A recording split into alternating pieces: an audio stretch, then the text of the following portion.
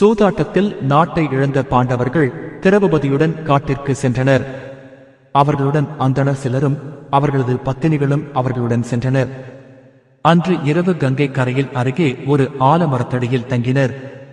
அப்போது தர்மர் வேதனையுடன், அந்தணர்களே, செல்வத்தை இழந்த நாங்கள் காட்டில் கிடைக்கும் காய் கனி வகைகளை சாப்பிட்டு வாழப்போகிறோம்.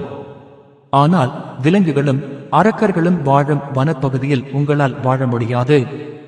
தயவு செய்து நாட்டுக்கு சென்று விடுங்கள் என்றார். உடனே அந்தணர்கள், தர்மரே, எங்களுக்காக வருந்த வேண்டாம்.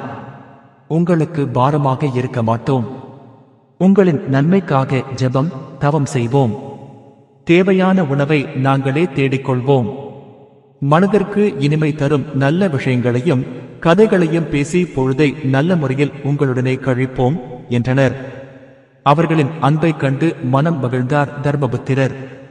அவரின் உயர்ந்த குணத்தை கண்ட தவமியர் என்னும் மகரிஷி சூரியனுக்குரிய ஆதித்ய மந்திரத்தை உபதேசம் செய்தார்.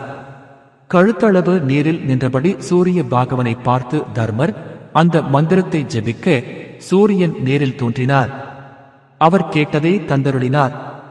தர்மருக்கு அள்ள அள்ள குறையாத அக்ஷய பாத்திரத்தை வழங்கினார். தர்மர் அதை திரௌபதியிடம் கொடுத்தார். அதன் மூலம் அவள் எல்லோருக்கும் உணவு படைத்தாள்.